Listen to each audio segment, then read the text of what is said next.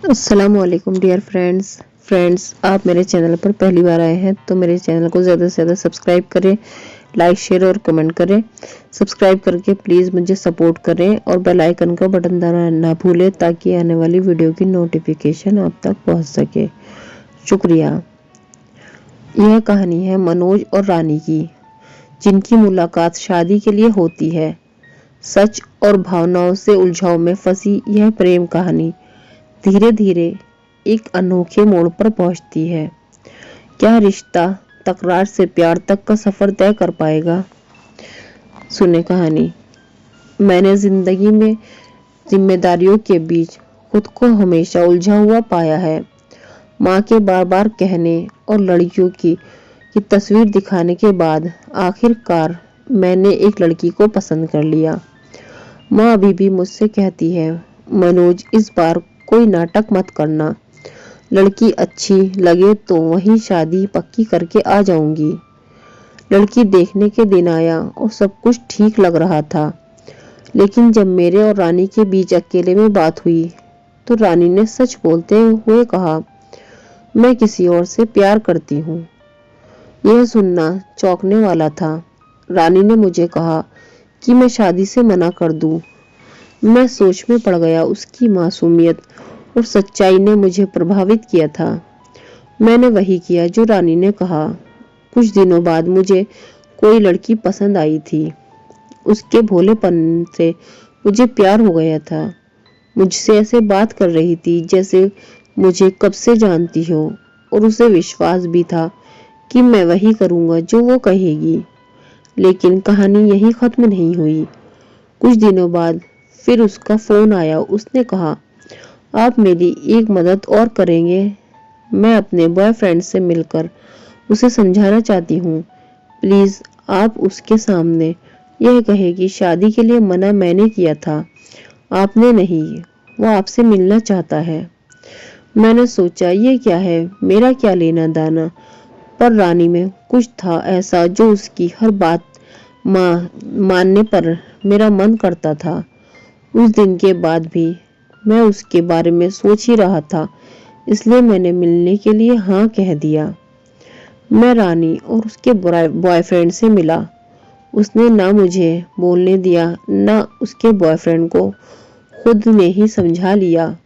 बातें सारी क्लियर हो गई। रानी वहां से चली गई। मैं घर के लिए आ रहा था, तभी उसके बॉयफ्रेंड ने मुझे रोकर बोला, भाई मुझे लगता है कि मैं इसे आगे नहीं निभा पाऊंगा। आपसे बेहतर लड़का इसे नहीं मिलेगा। आप शादी करना चाहते हैं वो तो करो, वरना उसको समझा दो। वो पुराने विचारों की है। मुझे लगता है कि आपकी और उसकी सोच भी मिलती है। अभी तक हमने सिर्फ फोन पर ही बात की है, ज्यादा मिलना होता नहीं। मैं कुछ और ही सोचा था। वो सच्चा प्यार और 7 जन्म इस तरह की बातें करती है। मैं यही सोच रहा था कि कोई मिले जो मेरा पीछा उससे छुड़ा दे। बस आप मिल गए। मैं अब बाहर जा रहा हूँ। बात पूरी कर वो मेरे कंधे पर हाथ रखकर वो भाग गया। उसकी बातों से मुझे समझ आ गया था कि वो क्या चाहता था। पर अब क्या नया पंगा है। वो अपने मन की बात बताकर भाग गया और वो अपने मन की बात बोलती रहती है। मैंने अपने दिमाग में थोड़ा कंट्रोल किया और सोचा कि मुझे क्या लेना देना। सोचा कि उसका नंबर ही ब्लॉक कर देता हूँ, नहीं तो वो मुझे फिर फोन करेगी। और फिर सोचा कि अब फोन आया तो करूँगा। और एक शाम को ही फोन आ गया। उठाते ही उसका गुस्सा फूटा। आपने उसको ऐसा क्या बोल दिया कि उसने फोन बंद कर रखा है? मैंने क्या बोला, तुम भी वही थी। झूठ मत बोलिए। मुझे पता है आप मुझसे शादी करना चाहते हैं, पर होगी नहीं। अरे ऐसा कुछ नहीं है, मैंने कुछ नहीं बोला। वही बोल रहा था कि उसे अब आगे। चुप रहो, वो ऐसा नहीं है, आपने कुछ किया होगा। उसकी बहस इसी तरह चलती रही। फिर उसने फोन काट दिया। सोचा कि अब ब्लॉक कर देता हूँ, पर कर नहीं पाया। उसकी बातों पर हंसी आती थी और प्यार भी। मन किया मेरा कि मैं फोन करूं, पर मुझे पता था कि वो ज्यादा देर तक बात किए बिना नहीं रह सकती, खुद ही फोन करेगी। और ऐसा ही हुआ। सुबह सुबह ही उसका फोन आ गया। मैंने रात भर सोचा कि मैं अब आपको सबक सिखाऊंगी, मैं आपसे शादी करूंगी और आपको तड़पाऊंगी। उसकी बात सुन मुझे जोर से हंसी आ गई।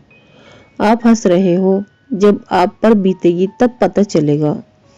मैंने बोला, लेकिन मैं तुमसे शादी करूंगा क्यों? इस बात पर वो रोने लगी, बोली, हाँ सही बात है, आप भी क्यों करोगे, कमी तो मुझ में ही है। वो भी भाग गया। रोते रोते ही उसने फोन काटा। कुछ दिनों में मैं उससे अटैच हो गया था। मैंने उसे समझाने के लिए फिर फोन किया, लेकिन उसने उठाया नहीं। आखिरकार मैंने रात भर उसके बारे में सोचते हुए फैसला ले ही लिया कि मैंने माँ को कहा कि माँ, मैं उससे शादी करूंगा। शादी पक्की होने के बाद वो रोज मुझसे 1 घंटे तक यही बात करती थी कि मैं आपको अब तड़पाऊंगी। खैर हमारी शादी हो गई।